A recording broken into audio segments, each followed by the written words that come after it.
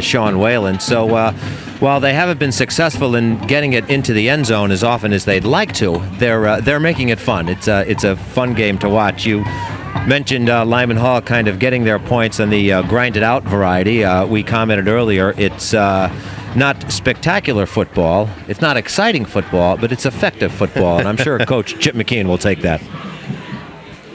Okay, the captains are back out on the field for the Titans. Tommy Eckert, number 23, number 62, Drew Hamill, and number 72, Joe Loria. And for the Titans, Ricky Jackson, number 22, Peter Gear, number 30. So the Titans are coming out all fired up, and let's hope that they can generate some consistent offense, not a real consistently offensive team in the first half. And they'll get the ball first here to start the second half, so we'll see if Tommy Eckert and company can generate some more points and get back in this contest. You know, we've seen them strike quickly before. We did a game against Derby where they were down 27-0 and scored many points in the fourth quarter. They seemed to just turn a switch on and score points quickly. So we know the team has the ability to do that. Let's hope for Coach Andy Guion and the supporters of the Sheehan Titans that they do that this beginning of the second half. Well, two terrific performances by the bands here at halftime as we are set to go. It's always a thrill because these bands work so hard throughout the year. And, you know, I saw them out there, I think before the school year even started at Lyman Hall, going through their steps in the parking lot. The band members are just as dedicated as the athletes are and as the cheerleaders are. It takes a lot of work, and it shows. They do a fine job. I like the range of music. You know, we've heard the classics from Dean Dellavecchia, followed up by Blueberry Hill and hits of the 50s from David Giardina and the Sheehan Band. So a nice musical mix we had here at halftime. So Gear will tee it up for the Trojans to start the third quarter. Back deep for the Titans, Whalen and Grant. Your up backs, Brad Buden and number 42, Mike Siegel. And this will be Whalen. He'll hand it to Grant off the right side. Grant will take it across the 30. Check that across the 20, and he'll be stopped at about the 25-yard line by number 44, Andrew Pratt. Nice cutback move by P.J. Grant on that play. It looks like Lyman Hall had that smelled out, but a nice individual move by P.J. Grant gave them better position than they originally would have had. Well, again, what's at stake today? Not only pride, but the Carini Bowl Cup, which is something that's very prized, and it's been around for a very long time. And I know at the end of the game, Mayor William Dickinson will be presenting the Carini Bowl to the winning team. So here we go. Eckert, your quarterback. Fakes, rolls left. And I would think that was intended for Brian Germain. Yeah, he threw it by number 80, Brian Germain. Again, you mentioned rolling out, not quite getting the direction on the ball he wanted to. He had a little time to throw, but as you mentioned, John, moving to his left, it's difficult to throw accurately doing that. So a second and down for the Titans.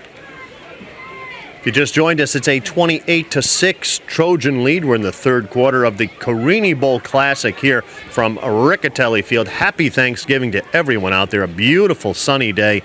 Temperatures are in the low 50s. Perfect for football. Eckert pitches to Balsamo around the left side. He has some blockers. If he can turn the corner. And he is brought down there by number 43, Wes Gonzalez, who is only a sophomore at 220 pounds. And I'm sure Coach Chip McKeon likes the fact that he'll have Wes Gonzalez back for another couple of years. A fine play by number 43, and also good effort by Pete Gear, who again sprinted cross field to assist in that tackle. Now, we talked to his dad, Willie Gonzalez, of course, who was up in the press box doing some spotting for us a couple games ago at Fitzgerald Field, and this is a real football-savvy family. So it'll bring up a third down, and we'll call it about 6 for the Titans. Ball marked on the left hash. Pitch to Balsamo around the left side. He's got a little room, across 35, and taken out of bounds at about the 36-yard line. Once again, Pete Gear, number 30, in on that stop.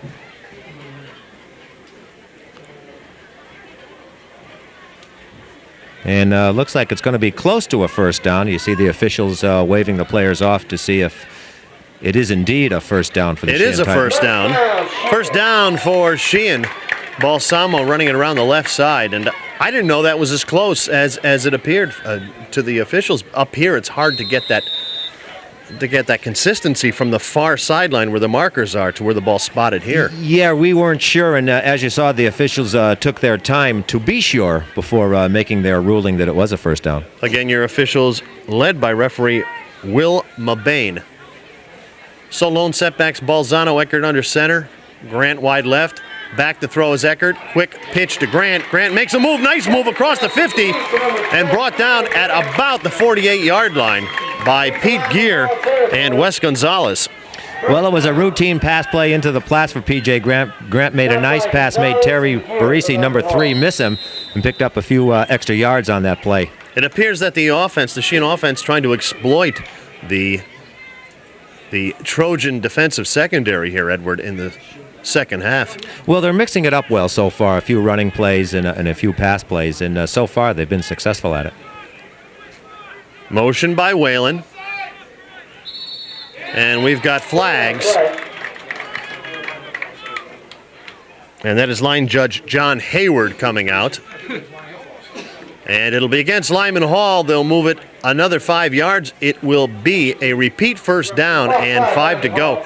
Titans are consistently moving it here on the opening drive of the second half, Ed. Well, I think what happened on that play, one of the Lyman Hall defensive players lined up in the neutral zone, and when the ball was snapped, the line judge, John Hayward, threw the flag. So 1st and 5 for the Titans. Ball spotted at about the 43-yard line. Tommy Eckert, your quarterback. In motion, Whalen. Eckert rolls left, pitches. Balsamo's got a little room, and he'll take it down to about the 34. He is taken out of bounds there by number 3, Terry Baresi. And what did we talk about before in the first half, John? Fundamentals? A beautiful fundamental option play by Tommy Eckert. Threw that little lateral beautifully to number 30, Nick Balsamo.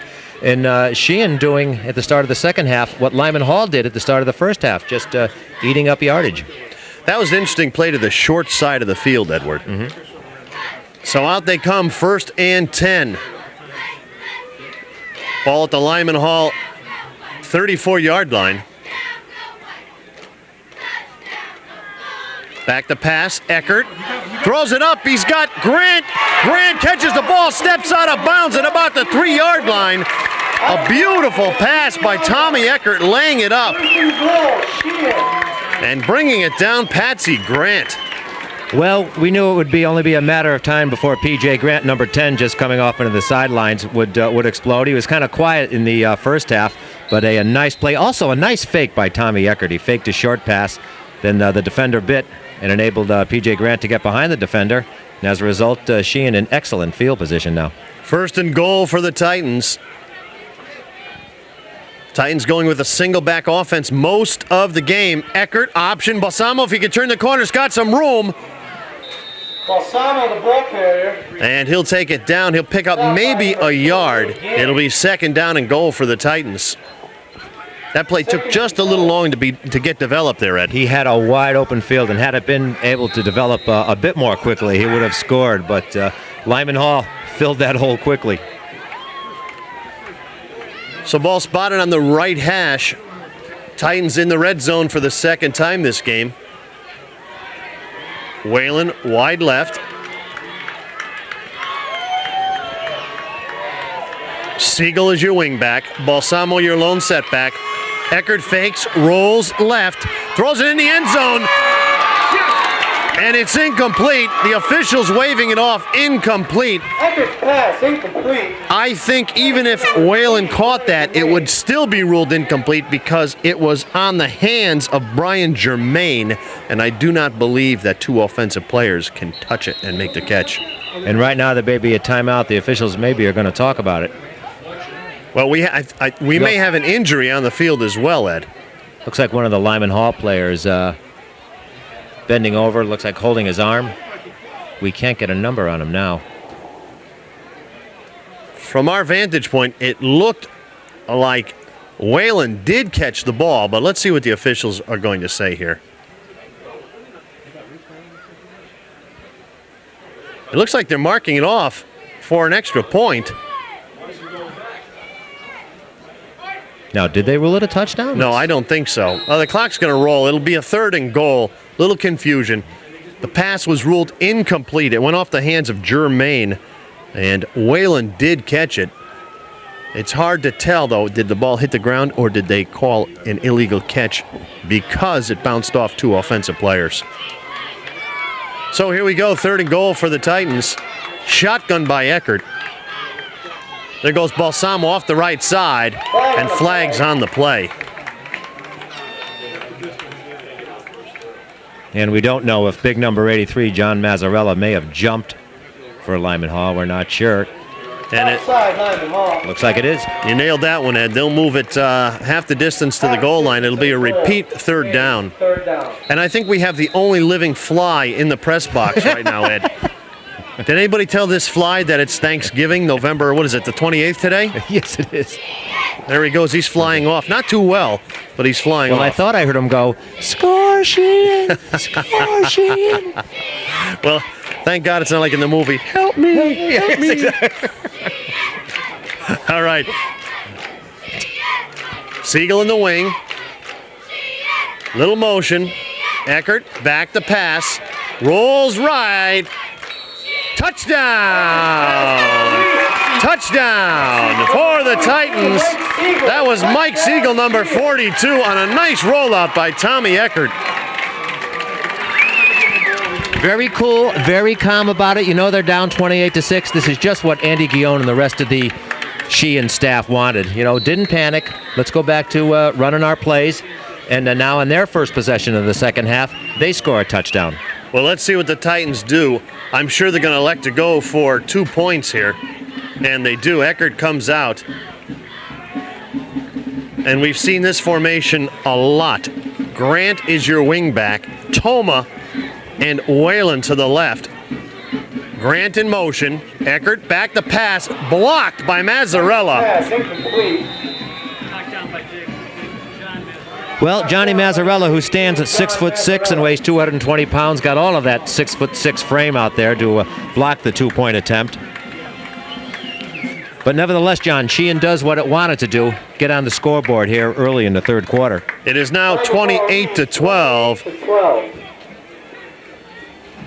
The Trojans still with a 16-point lead with 7:06 left in the 3rd quarter, and we talked about it in the first half. It's the little things. It's following through.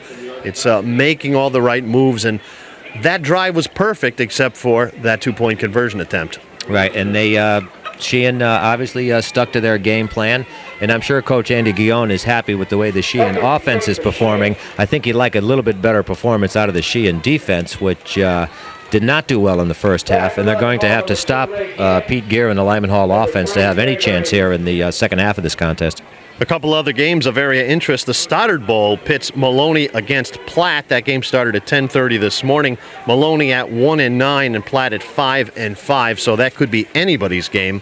And in Cheshire today, Southington will travel to Cheshire. The 6-4 Southington Blue Devils take on the 5-4 Cheshire Rams, and that will be a dandy of a game, I am sure. That game started at 10 a.m. as well. Here's Eckert's kick. And that will be handled by number 8. And that is Justin Gaines. He'll take it down to about the 36-yard line. Justin Gaines, one of the backup players, one of the special teams players, also a hockey player. He'll don the skates once the season's over. Caught that kick on the run and brought it back nicely. Bring up a 1st and 10 for Lyman Hall on about their own 37-yard line. So the Trojans come out 1st and 10, ball spotted at the 37-yard line. I formation. Gant and Pratt. This will be Pratt off the right side. Pratt rolls past the 50 to the 40, 30, 25, 20, taken down at about the 16-yard line. Andrew Pratt finally stopped by number 12. And that was Peter Selmecki. Excellent piece of power running by number 44, Andrew Pratt. He rolled right over Nick Balsamo. Balsamo had him, but he just broke that tackle and continued to rumble deep into Sheehan territory. And you know what the Trojans have that the Titans don't this year? That is the explosive back, like Andrew Pratt, who squares his shoulders when he comes through the line and is very difficult to stop. You're not going to stop Andrew Pratt high. You got to get him low. Well, they have the power with Pratt, and they have the speed with Ray Gant, and they're both juniors. 1st and 10, I formation for the Trojans. Ball spotted at about the 16-yard line. That's Ray Gant right through the middle. Touchdown, Gant. Ray Gant scoring his second touchdown of the game with 6:17 left in the third quarter. So the Trojans answering back in a hurry, Ed. Well, on 2 successive plays, we saw 2 examples of it. We saw the power of Andrew Pratt, and we just saw the speed of Ray Gant. And again, as I alluded to earlier, they're both members of the junior class, so I'm sure Coach Chip McKeon proud of their performance today and also proud of the fact that these 2 gentlemen will be back next season. So Baresi will come on the field. Urbano will hold for the point after attempt. And that's up and good. And the Trojans have taken a 35-12 third quarter lead here at the Carini Bowl. WPAA Cable 18's exclusive coverage of this year's Thanksgiving Day Classic, the 32nd meeting of these 2 teams, which all started back in 1972.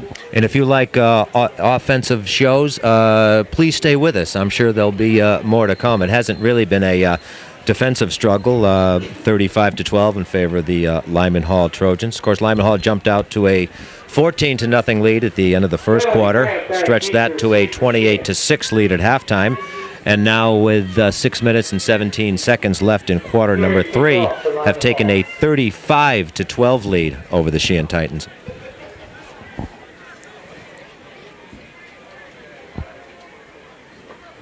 I just can't get over what a difference a year makes. Last year at this time, we were at Fitzgerald Field freezing in ankle-deep snow for the most part, and it was just a very cold day. Well, we all had the lip balm. I think you could see our breath as we talked. I feel like I'm in Naples, Florida, covering this game, comparatively speaking. I may go out and work on my tan after the game. Peter Gear tees it up for the Trojans. Back to receive Whalen and P.J. Grant. This will be Grant, and he'll take it straight ahead. Nope, they'll hand it off. Whalen will bring it to about the 25. And see this, and I got to be honest with you, this play drives me nuts. Now, if P.J. held onto that ball and just took it up the field, he would have gotten to probably about the 30-yard line. And it's become predictable now. You know, early in the season, they caught a lot of teams off guard with it, I think. But now this is the 11th game of the season, and this is about the 7th or 8th time we've seen it today. So I think the unpredictability of it is kind of worn off. Ball spotted about the 24-yard line of the Titans. Siegel in the wing, Grant left, Whalen right. Balsamo the lone setback. Back to pass is Eckert, looking long, down the field, open is Siegel, and he's got it. Check that, that is Germain, excuse me. Nice catch by Brian Germain, will spot the ball at the 41. It'll be a 1st and 10. Yeah, he bobbled that for just a minute, but then managed to pull it in. But very impressed, and I'm sure Tommy Eckert is very happy that he now has the time to throw back there. Now the hurry offense with 6 minutes remaining in third quarter, clock running.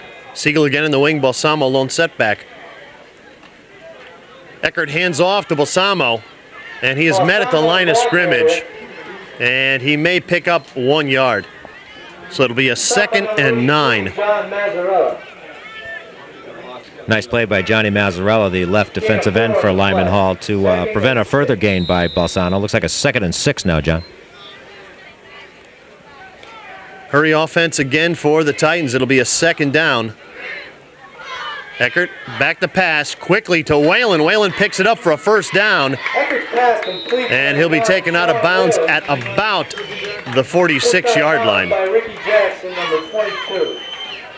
Ricky Jackson, number 22, in on the stop. Nice pass by Tommy Eckert. Nice zipping pass because Jackson was close to Sean Whalen on that play, so the pass had to be right in there, and Tommy with a good job. Eckert took about a 3-step drop on that. It was a quick hit for the Titans and enough for a 1st down. Eckert rolls left, looking to pass again. fires it over the head of P.J. Grant. For number 10, P.J. Grant. And it'll bring up a second down. So the Titans proving they could move the ball in the air fairly well against this Trojan defense, Ed. When Tommy has the time back there, which he's had, he is able to complete those passes. Also, when he rolls out, he has time to throw. On that particular play, again, as you chronicled earlier, when he rolls out to his left, he has a hard time being accurate with the throw. Grant was open, but the pass just sailed over his head. All right, Siegel in slot, Balsamo the setback, Grant wide left. Little motion by Siegel. Eckert, draw play. Balsamo trying to turn the corner, and he does, across the 40, and he steps out at about the 35-yard line. That'll be good enough for a first down. Nice piece of running by Balsamo. Nick Balsamo, number 30, the senior for the Sheehan Titans. A nice, almost looked like a delayed draw, but he had the speed to get around the corner. Beat Andrew Pratt around the corner to pick up another first down. I'm sure Coach Guillon very pleased with his showing of his Sheehan offense this morning. Now the Titans, accomplished two things on that play. One, first down. Second, they stopped the clock, which is going to be their biggest enemy here very shortly. 5:05 left, third quarter. Oh, there's a fumble. Eckert jumps on it. And the Titans will lose about 5 yards. Tough break for the Titans. And it'll bring up a second and about 15. And I don't know if Tommy Eckert was hurt on that play. He's looking at his hand. I don't know if he injured it or not. Right now he's over talking to one of the assistant coaches. Losing about 5 yards on that play, as you mentioned, John. We'll bring up about looks like a second and 15.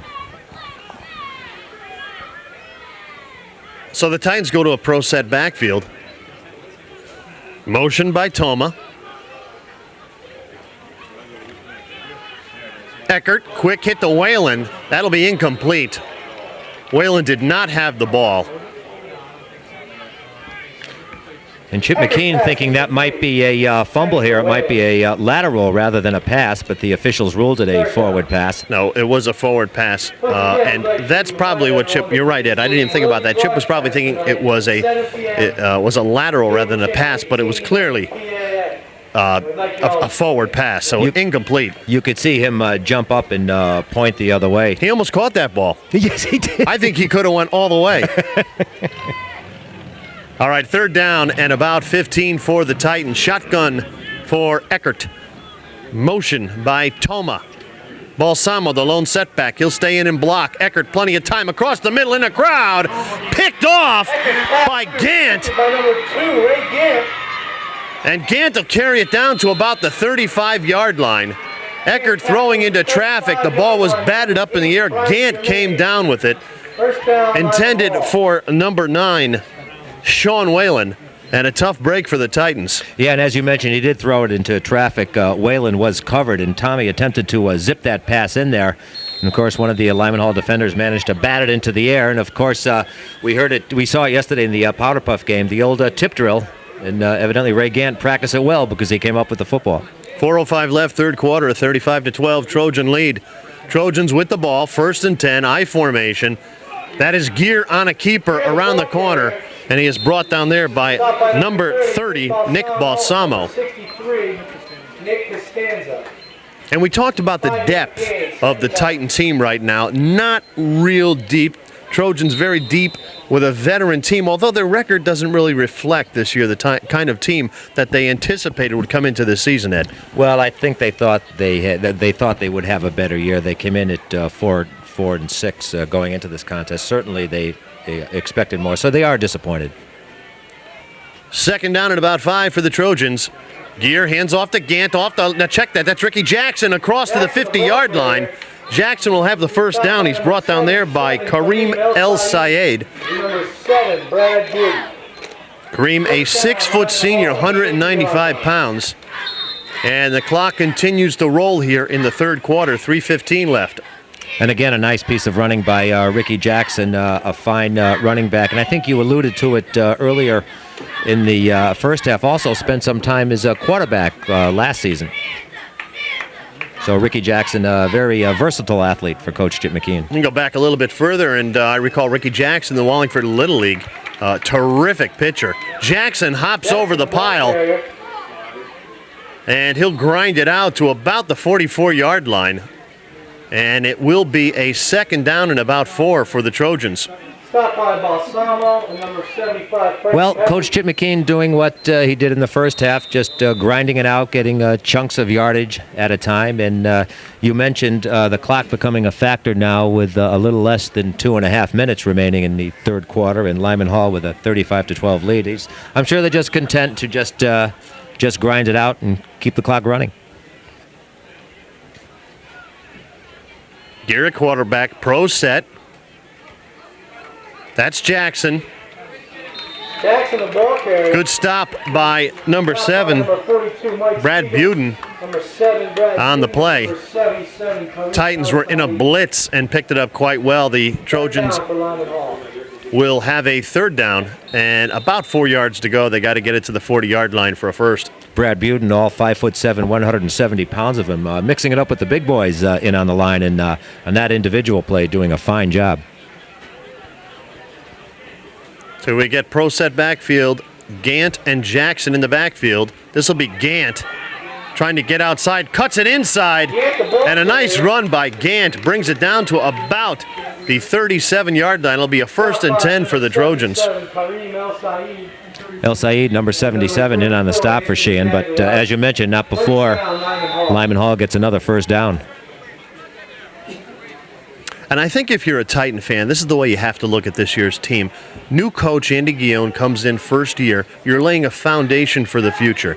And that's the way you have to look at it. It was a tough season for the Titans. I know a lot of disappointment. Of course, you want to have a winning record.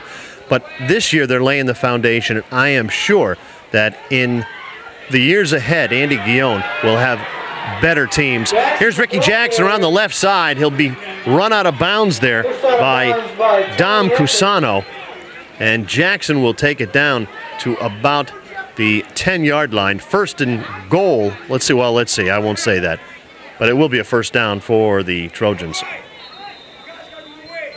Yeah, and as you mentioned, he is a first-year team in laying the foundation. I'm sure the seniors are disappointed, Tommy Eckert and Nick Balsamo and company. But, they'll be back there. They'll be Titans forever. And, it's disappointing, but, they'll come back. Now, we talked to Joe Gaetano, who's the head coach of the basketball team, and he had a disappointing year, his first year as well. But you have to kind of pull yourself up by the bootstraps and continue to work hard at it. And it will come in time. And, of course, the talent pool, you're continually regenerating talent. I mean, it's coming up from the junior football leagues. That's where young Wes Gonzalez came up through the Viking football program here in Wallingford. And it's the same thing here on the west side of town for the Titans. Well, I think it goes in cycles, and I know in the early to mid-'90s, Sheehan owned the Carini Bowl for 6 or 7 consecutive years, so it runs in cycles. And we got the wave going here in front of us. This will be Jackson around the left side, and he'll be pulled down close to a first down. Ball be spotted at about the 5. Bring up a third. Nick Balsano grabbed Ricky Jackson's shirt to prevent a touchdown. We had a very successful wave here on the Titan side. Everybody's having a good old time. Yeah, nobody's left, that's for sure. They're having a lovely day at the ballpark here while they're enjoying the game. It feels like a picnic atmosphere too, with the temperatures the way they are. It sure does. Well, the Titans will take a timeout to talk it over. The Titans looking to stop the Trojans from putting it in the end zone one more time. And I think, if I'm not mistaken, we've come to the end of the third quarter. Announcer Danny Germanese has told us here. So his father usually lets us know well in advance. We're going to have to train this young man. Danny, how you doing so far? I'm doing well, thank you. How's your dad doing? My dad's doing good. He's home recovering, and he'll be back next year. And this is his job. I'm just keeping it warm for him. Yeah, give him our best, would you please, I will. Danny? Thanks a lot, guys. Our friend Mike Germanese, he is replaced today by his son, Danny Germanese. And I'll tell you what, if you had to pick somebody to pinch hit for you, you would want your son. The acorn doesn't fall far from the tree. That's what they say. In this case, just a fine job the young Germanese is doing today. Now, Danny, just so you know, normally when it's cold up here in the press box, your father opens his wallet and burns some of his money to warm us up. I hope he would do that. I don't know, though. I don't think Danny believes me, Eddie. All right, it is a third down.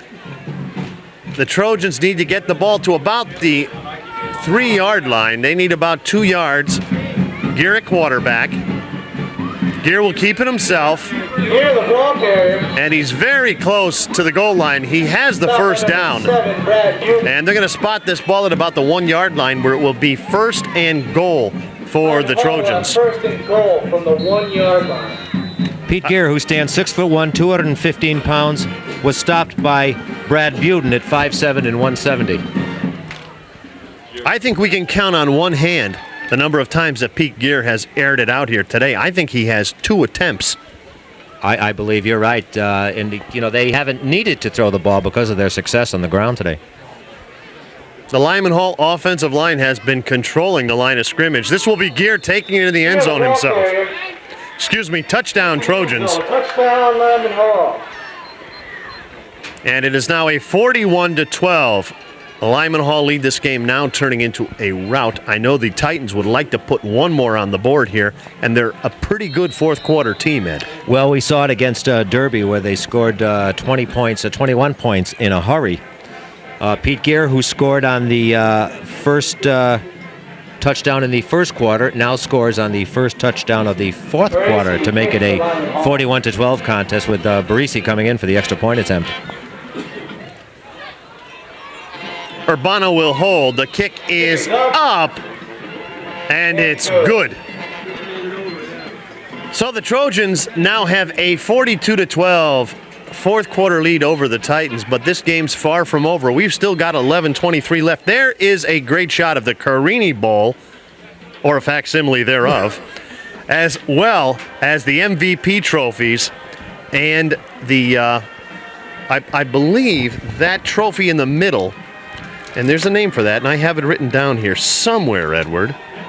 It is a state-of-the-art trophy. That is the annual Thanksgiving Day trophy, which goes back to 1972. I can't say the same for that bowl, but I know that trophy goes back to 72. And if you look at it, it has all of the tags on it as far as who won and the score and all. There are different engravings with the various years and the final score of those contests. It's a very impressive looking trophy.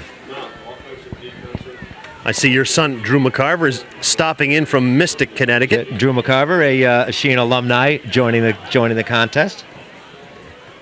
And there's a beautiful kick by Gear. That will be handled by P.J. Grant. Taking around the right side. He's got some blockers out in front of him. Going down the sidelines. One to beat. Cuts it back. And finally knocked out of bounds by Andrew Pratt. Great run back by P.J. Grant. He'll bring it to the 50-yard line. And this is the point I tried to make about that fake handoff. Get the ball and go up the field. Exactly. Forget the razzle-dazzle. Just take the ball upfield. And as a result, a good field position for the Sheehan Titans starting, I'm going to be generous and say the Lyman Hall 49.5-yard line, although in truth it's probably just midfield. Well, kudos to the special teams, the kick return team for the Titans. Eckert at quarterback. Jermaine in motion. Now Whalen in motion left. Siegel your wing back. There's a pitch to Buden looking to throw. Now he's going to run. Cuts it back. Got a blocker in front. Taking it inside. And finally taken out of bounds by Gant at about the 40, we're going to call it the 44-yard line. Well, again, a play that was slow in developing. It looked like a halfback pass by number 7, Brad Buden. Didn't find anybody open. Took the ball and run. Followed the blocking of Tommy Eckert and company. And a nice individual effort by the gentleman who wears number 7, Brad Buden. So it'll bring up a second down and about 4 yards for a first down. 10:31 left on the clock here in the Carini Bowl. The Titans down 42-12. Eckert rolls right, looking to option. He does to Buden. Buden will pick up a yard. And that's a tough play on the short side of the field, Ed.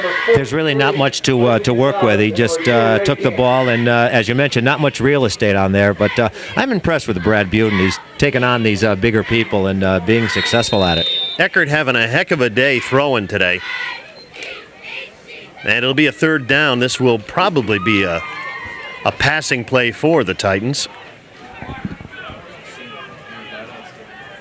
Buden now, your lone setback. Whalen wide left. P.J. Grant wide right.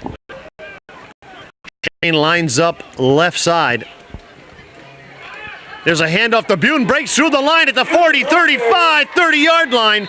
Finally taken out of bounds. A well-designed play. Brad Buden will pick up a first down for the Titans with 10 minutes left in the game. Well, we mentioned earlier we haven't called his number that much on offense, but Brad Buden coming alive here in the fourth quarter with a nice run.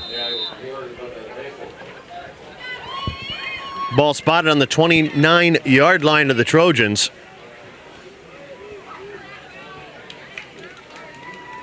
Now Balsano lines up.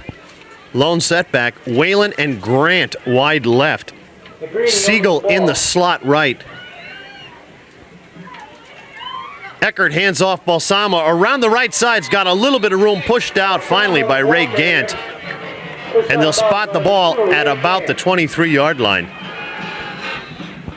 I kind of like the offense. I like the offensive series that we're seeing here by the Titans, Ed. It is. The only thing I think that's negative about it is that it's occurring when it's occurring. With only 10 minutes left in the contest and them down 41-12, I think it's... While it's fine, it would be nice if this was the first or second quarter when they were doing it. But again, we talk about that foundation, and this is the foundation. Yes, most definitely. Selmecki wide right. Eckert back to pass, tosses to Balsamo around the right side. Number 30, Nick Balsamo. And Balsamo steps out of bounds at about the 19-yard line, very close to a first down. First down by number 43, Wesley Gonzalez. Well, talk about laying the foundation, and again, the upperclassmen, particularly Balsamo on that play, showing the underclassmen that there is no quit, even though they're down by several points, that they're working very hard, and I'm sure Coach Guillon and the rest of the staff has to be pleased with what they're seeing on this drive. Well, they'll move the markers. It is a first down. Ball spotted at the 19-yard line. Toma and Grant wide right. Whalen wide left, motion by Toma. Eckert to Whalen, quick hit, and Whalen will carry it down to about the 14-yard line. Stop by number 3, Tony Baresi. Terry Baresi on the tackle there. That play good for about 2 or 3 yards. I was going to mention, John, looks like the first team defense is still in for Lyman Hall, so Andy Guillon has to be pleased that this offense is doing what they're doing with the Lyman Hall first team offense still intact out there. Well, the Trojans have a lot of starting seniors, and I know Chip McKeon's going to give them time on the field. This is their last game, and he wants them to leave it on the field. There should be no regrets on either side of the line of scrimmage as to taking it back in the locker room. Leave it on the field here. Back now, Eckert, pump fakes, throws. Touchdown! P.J. Grant keeps the feet in, and that's a touchdown for the Titans. A nice pass by Eckert, pump faking, finding P.J. Grant. Now, P.J. got his body between the defender and the sideline, and Eckert laid it right in there. Tommy Eckert could throw that pass where P.J. Grant and only P.J. Grant could catch it inbounds. What a fine pair of hands this young Patsy Grant has. He's a couple of nice catches today. Now the Titans will go for the point after. Eckert will kick. Eckert to kick. Grant will hold. Kick is up. It's up and good. Good. So the Titans convert on their first point after attempt. And your score with 8:58 left in the game, Lyman Hall 42 and the Titans 19. A very good offensive set, Ed, there. Yes, it was. And talk about laying the foundation, just doing the fundamentals, a fine drive by Tommy Eckert. and company, culminating on just a spectacular pass and an even more spectacular catch by P.J. Grant. P.J. Grant only a junior, so we'll be seeing him on the Sheehan Gridiron next season. Well, we hope you're enjoying your Thanksgiving Day. We appreciate you sharing it with us. I'm here with my turkey, Ed McCarver. Well stuffed. At the Riccatelli Field, home of this year's Carini Bowl. And I'll tell you, it is just a picturesque day here in Connecticut on a beautiful fall day. Far cry from last year. And it's also an exciting weekend in Wallingford. You mentioned the Powder Puff game yesterday. We went out last night after Wednesday Night Live, and the town was buzzing. And you know what I found? We're too old to go out on Thanksgiving Eve. We are just way too freaking old to be out there. Yes, we did up the average age barrier by about 30 to 40 years, I think. You know, I saw some old friends, Bill Bone and Bobby Holzman and John Wilson, who married Billy Bone's sister, Karen. And boy, I'll tell you, the Bone girls, they've aged beautifully. I mean, they were beautiful in high school, and they're beautiful today. Unlike us. And it was so nice to see them all. And it's been a long time, but you know, you renew. That's what today is about too in Wallingford, renewing those old friendships from years ago. Yep, reunion plus. And we don't want to mention. I know I said I wouldn't, but I'm gonna.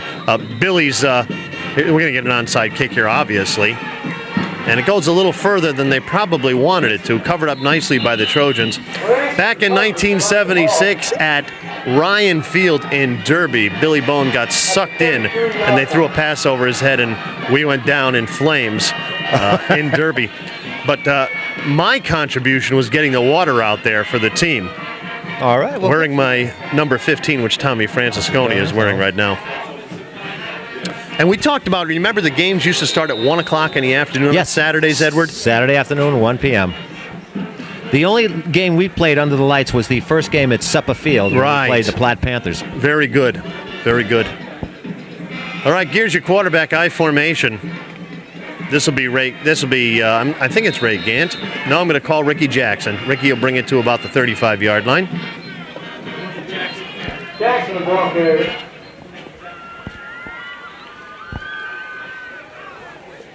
Once again, Lyman Hall sticking with their basic grinded-out game plan that's been successful for 3+ quarters here. Let's see if Walter in the truck can get us a shot back on those trophies at some point. I want to show the folks at home what everybody's playing here for today. And, of course, the winning team will take home 2 of those trophies. I formation. And that will be Andrew Pratt, and he'll take it across to about the 37. Check that, Bill Rowe, excuse me, number 48.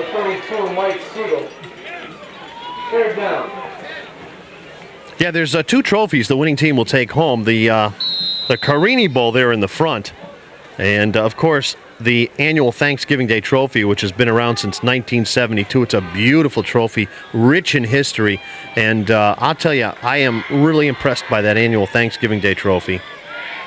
It is. It's very nice, very impressive looking. And if you look to the right and left, you saw the MVP trophies. Of course, there'll be 2 for each team, the offensive and defensive players for the Titans and the Trojans. Long count by Gear. And it's Jackson. We've got a flag on the play as Jackson carries about 3 tacklers across the 45-yard line. And, John, it looks like it's holding against Lyman Hall, the preliminary signal by back judge Tim Kale. And they'll be moving it back at, I believe you are correctamundo. And you talked about the Carini Bowl, which is named after Wallingford's former mayor, the late Joseph Carini, who passed away in 1974, was Wallingford's second mayor following Mayor William Bertini. The succession goes Bertini, Carini, Vombaco, and our current mayor, William Dickinson. Just a little bit of town history. Well, here's here. another little tidbit of information. William Bertini lived on Harrison Road, and Joseph Carini lived on Celestial Lane. They are probably 2,000 feet apart. Oh, is that right? That's right. I delivered the papers to both of those areas as the New Haven Register when it used to come in the afternoon. Here's Rowe. He'll carry it across to about the 32-yard line. 6:40 left in the game. It's a 42-19 Trojan lead. And it looks like we're going to see Lyman Hall's first punt of the afternoon. Can we say afternoon now? Is it after 12? I think we can we say that? We can say that. Is 20 minutes after the hour. And if you're watching us at home and you got that turkey in the oven, well, you're eating kind of late because we're not until 7 tonight. But wherever you are, we hope you're watching. You're surrounded by family and friends and having a good day today. There's a high punt, fair catch, signaled by Nick Toma. And the ball be spotted at about the 34 where the Titans will take over 1st and 10. Well, Nick Toma had number 42, Tom Passmore, just bearing down on him. So he threw that fair catch signal up in a hurry. What are you doing today, by the way? Actually, I'm going over to my cousins to enjoy dinner with my mother and a host of other friends. Is this the Rudolph residence? Yes. You know that name. And Maureen is... I've heard it once or twice. Yes. Maureen is headed up north to see her parents. Her parents no longer drive. So, separate holidays for the McCarvers? Yes, very romantic for both of us. Well, seems like there may be a little domestic problem there. P.J. Grant will catch the pass and carry it across to about the 33-yard line. She left me 3 frozen pieces for the weekend, so I won't starve. Second down. I'm sure if the weather's clear at the Cape, it's going to be beautiful there as well, Ed. Yeah. Hurry offense now, trips left for the Titans, 5:32 left in this game. Eckert, pump fake, flips it out to Balsamo. He'll take it out of bounds at about the 38. That'll stop the clock. Pushed out of bounds by number 43, Wesley Gonzalez. Number 83, John Mazzarella. Talk about Johnny Maz there, who plays defensive end for the Trojans. He hasn't played all 4 years. John's contribution to Lyman Hall will probably be more notable for basketball, where he is one of the most exciting players that I've seen at Lyman Hall in many years. Probably since Boyd Johnson. Yes. Excellent player. No, we've got a timeout here, and I think, and you just saw on your screen earlier, number 43, Wes Gonzalez, shaken up on that play, and it looks like he's still feeling kind of woozy, so the officials are going to assist him off the field. Gonzalez, who was in on that last play, took a little bit of a shot, and he's trotting gingerly off the field. Good heads-up play by the officials. Let's talk about the officials. That's a great point. They have really done a great job today. The flag hasn't been all over the field like yesterday's Samaha Bowl, and they are letting the players play. So kudos to Will Mabane and his great staff. That pass was intended for Whalen, incomplete. And it'll bring up a 4th down, and the Titans will be going for it, I'm sure. Well, check that. I was wrong. Don't ever second-guess Andy Guillon. He is going to punt the ball with 5:17 left. Well, maybe we think he's going to punt the ball. You know, he said he likes to gamble, so... and we did see a trick play earlier in the season where they passed off this formation. Jackson deep for Lyman Hall. Well, they do have some motion moving here. Let's see what they do. Eckert is going to fake. He's going to throw, and it's incomplete. Yeah, it's incomplete. And Ed, you called that one.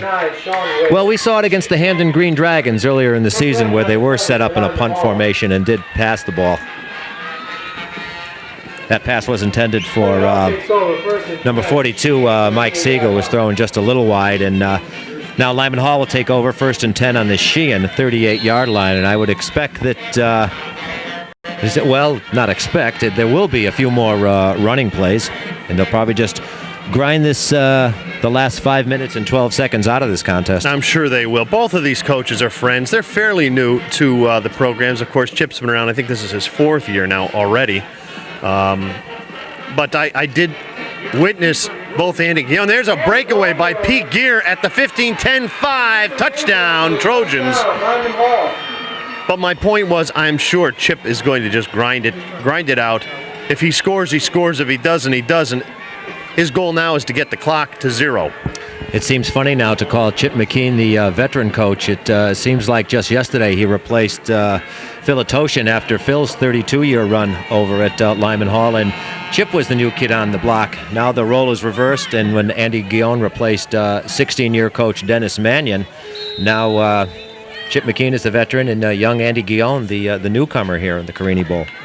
You know, we talked a lot about, when I was with Bobby Holzman and Billy Bowen last night, we talked a lot about Philotoshin and some of the things he left us as a coach. He always had these great inspirational speeches. Of course, the coach was not large in stature as far as physically, but he was a great, the kick is up and it's good, a great motivator for his players. I'll remember one game at halftime, and of course the friends of Lyman Hall football always cut orange wedges, and that was the deal. You'd suck orange wedges in the varsity room at halftime. And we were losing, and I didn't play the first half at all. I'm sitting there sucking oranges, and Coach comes in, and he was spitting fire. He picks up that entire box of oranges and says, "Nobody gets oranges," throws them against the wall. They're all over the floor now. So I have no shame. I got down and lapped it up, lapped up the juice off the floor. No, I'm only kidding that. But I mean, he motivated that team. These players were whacking their heads in the lockers and everything else. By time, anyway, we turned it around and won that game. I should say the other 35 guys turned it around and won that game. But I was a part of it, and Number 15 didn't do anything. No, number 15 didn't do much, but I'll tell you what, I was proud to play under Philotoshin. He is just a terrific man. There's a run back by Whalen. Will bring the ball out to about the 21. If you just joined us, it's a 49-19 Trojan lead. A little under 5 minutes left in this game. And Ed, I just want to tell you, it's been a pleasure to be here with you to cover Wallingford High School football this year. We've made some great advances in our technology on our broadcasts, and I think we've done a fair to good job here. It's been a hoot to say. It's a lot of fun. Of course, you mentioned we're all volunteers here at WPAA, but it's just been tremendous fun and some good, exciting football we've been seeing. Eckert is in the shotgun, and we'll have a false start, and they'll bring it back. I just want to say this is our first day game. We usually are, as we stated earlier, nocturnal and do night games, and I just never realized how old you truly look. I'm only kidding. Fine. Well, there was a time, and we talked about when we played, where the day game was the norm and the night game was the exception. This is, I think, is the only time outside of a game that Sheehan played at Wilbur Cross in New Haven, where they have no lights, is all the games or all the contests are played during the evening hours. It's probably just unwise to play night games in New Haven.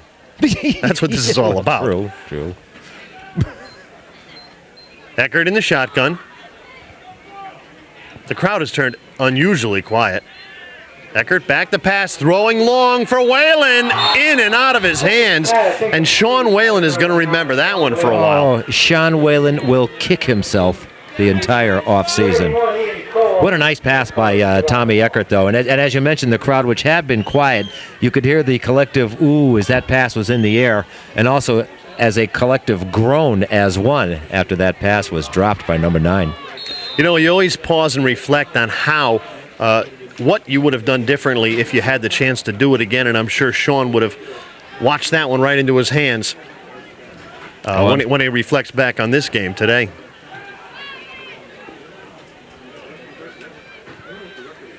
Whalen wide left. Motion by Toma. Eckert pump fakes. And he's going down, taken down behind the line there by number 59, and that is Chris Chase. Now that play was designed for Brad Buden, but the Lyman Hall defense did a remarkable job in containing Buden, and Tommy Eckert had to look for a secondary receiver. Yeah, and Chris Chassie, all 5'9", 230 pounds, bearing down on Tommy Eckert. Of course, Chassie, and you mentioned this earlier, a senior, one of 16 seniors playing their last game for the Lyman Hall Trojans. So they're, as you mentioned, leaving it all on the field. So it'll be a 3rd down and long. The Titans have to get the ball past the 35-yard line for a first.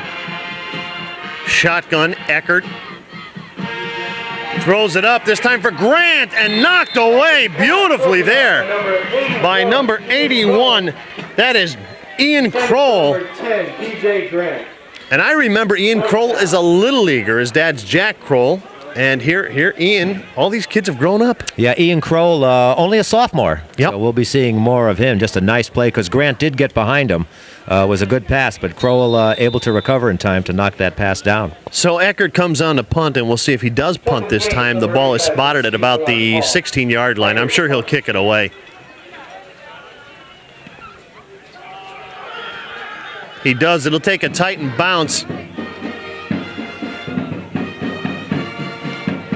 And it will be down right on the 40-yard line. So a good kick by Tommy Eckert. With 3:36 left in the game, it's a 49-19 Trojan lead. Well, Lyman Hall is losing 16 seniors after this contest. They'll be graduating, while the Sheehan Titans have 8 seniors playing their last contest for the Titans.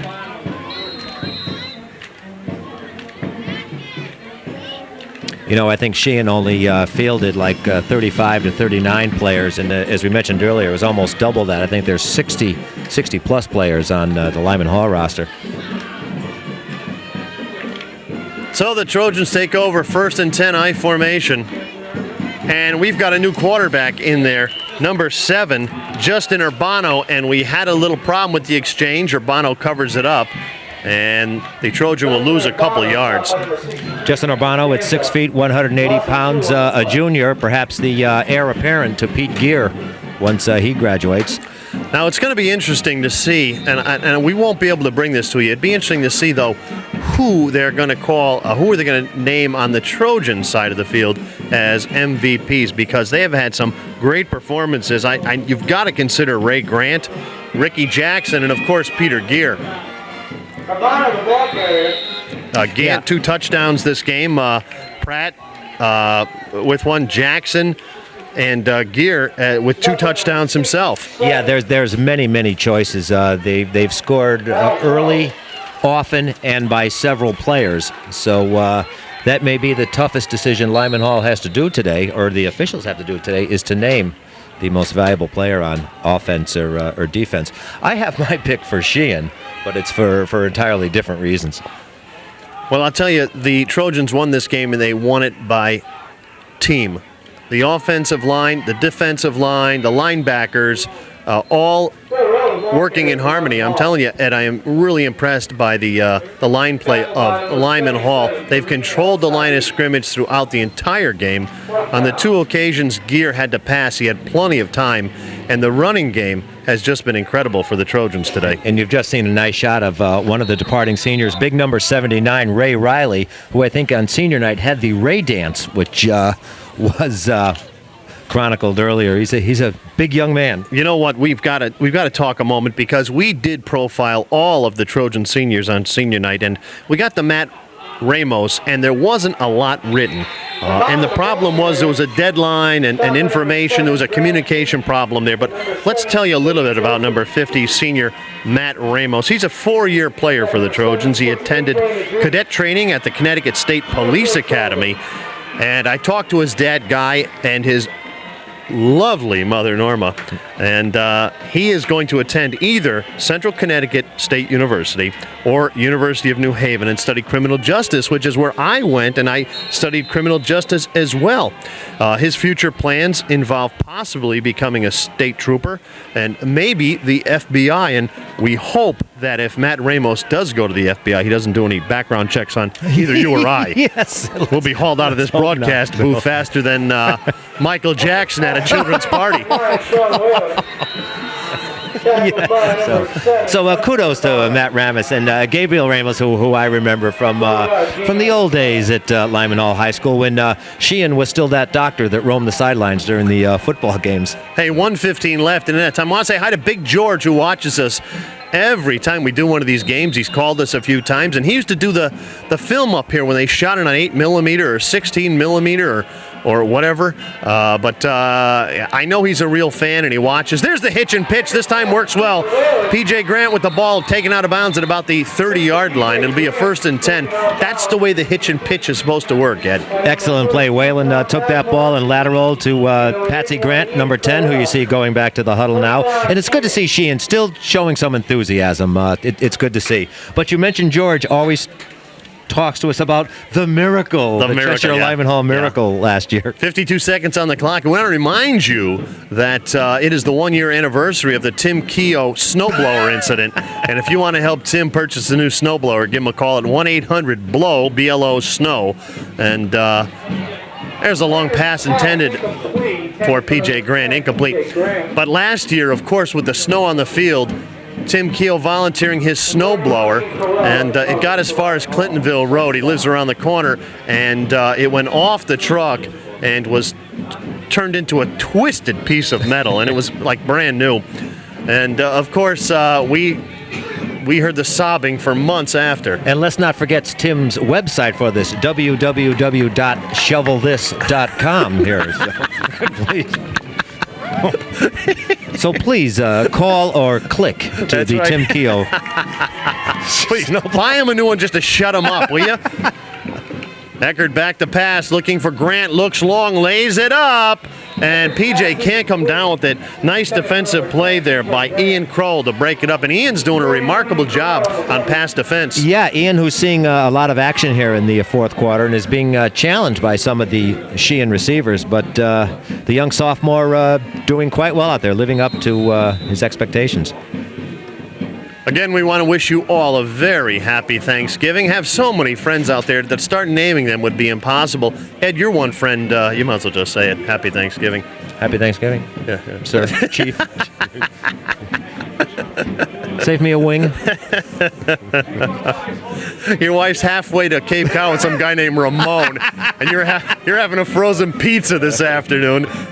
There's motion left. Eckert under center. Now Grant in motion left. There's a pitch, and it's designed to pass play. Buden now looking right, turning back left, picking up a couple blocks, and he'll run it out of bounds wisely. He'll lose about 2 yards, but you know what? That was a wise move by Buden to run that out of bounds. That was handed off to Buden, and then Tommy Eckert went down on a fly pattern, but he was well covered by the Lyman Hall defenders. Probably young Ian Kroll, who's been playing that corner here in the fourth quarter, but that play was kind of not run the way it was intended to be run. Hey, Ed, you and I are ham and eggers, but we know who a great broadcaster is, and that is Lou Adler from WCBS News Radio 88 in New York City. And the great Lou Adler will be our guest this week on Wednesday Night Live. Tune in and get your phones ready because you can talk to Lou Adler. He also heads the communication department at Quinnipiac University, and it is one of the best communication departments in the entire country. So give us a call. Tune in next Wednesday. Eckert now scrambling around, and that is incomplete, and that will be the last gasp for the Sheehan offense in this game unless there's a turnover.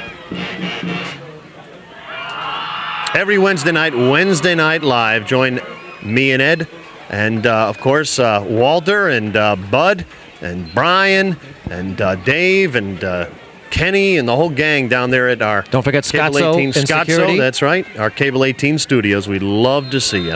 And you mentioned Lou Adler, truly a living legend in the broadcasting field. So an important show coming up this week. That's right. And of course, if your finances are in disarray like mine, you couldn't balance your checkbook if you had. Let's see. Dewey, Cheatham, and Howe. Dewey, doing your Cheatham, and accounting. Howe as your law firm. Then John Campo is coming on the week after. And you want to tune in and ask John some financial questions. He's a real whiz. He represents Channel 8. He is with Smith and Barney. And I've got a ton of questions with the son going to college next year. And I have some questions as I enter what I'm told are my golden years. So what to do with my retirement funds. And I also bet the over on this football game. So with my football winnings on this game, how to safely invest them. I went to my investor just last week and asked him how I was going to pay for my son's education. After looking over my financials, he just handed me a gun and said, "The bank's down the street, good luck." Stop by and pick up your kerchief on the way. So I really need to talk to John Campo. He'll straighten me out, and that'll be in a couple of weeks. But don't forget the great Lou Adler next Wednesday night on Wednesday Night Live, starting at 8 o'clock on Cable Channel 18, and as always, live. So 16 seconds left in the game, and the Trojans will take a knee. That was Justin Gaines. As the clock winds down, 10 seconds left, the Trojans will leave Riccatelli Field with the cup and the annual Thanksgiving Day trophy. Your final score, the Trojans 49, the Titans 19. Ed? Well, a spirited contest. Lyman Hall kept it simple, and they won it with simple plays. They won it with speed. They won it with power. They won it with fundamentals, which just the three building blocks of a good football team. Sheehan, good offensive surges, a lot of flashiness. Their defense couldn't cope with Lyman Hall's offense, and for the 5th year, Lyman Hall will retain possession of the Carini Cup. Ed, let me ask you a question. You're Andy Guillon. What do you tell your players after a game like this? Well, just say, hold your head up. There's next year. I like your spirit for the seniors. Thank you for not quitting. Thank you for a good effort. You know, we saw Tommy Eckert and Brad Buden in particular. And I want to talk just 1 second about Brad Buden, who's one of the seniors and who's my player of the game. 170 pounds, challenging the 230-pound Pete Gears, the bruising running backs of Lyman Hall. Brad Buden is my player of the game. Andy Guillon, just say thank you. It's been a privilege to coach you. And you'll always be a Sheehan Titan. Okay, Walter, let's go to wrap-up. We want to thank everybody for tuning in to this year's Carini Bowl here from Riccatelli Field. We have enjoyed it, and I hope you have as well. For everyone here at Cable 18, this is John Sullivan. Happy Thanksgiving, everyone. Happy Thanksgiving, I should say. And we will see you for high school basketball right here in Wallingford. Edward. High school football is produced and directed by Walter Hoffman. Technical advisor Ryan Hoffman. Camera operators Bud Basoli, Brian McGrath, and Bill Salata. High school football is a production of Rye Television Productions. Executive producer John J. Sullivan. Copyright 2003. Once again, our final score, Lyman Hall 49, Sheehan 19. This is Edward McCarver. Good night, everybody. Happy Thanksgiving, everybody.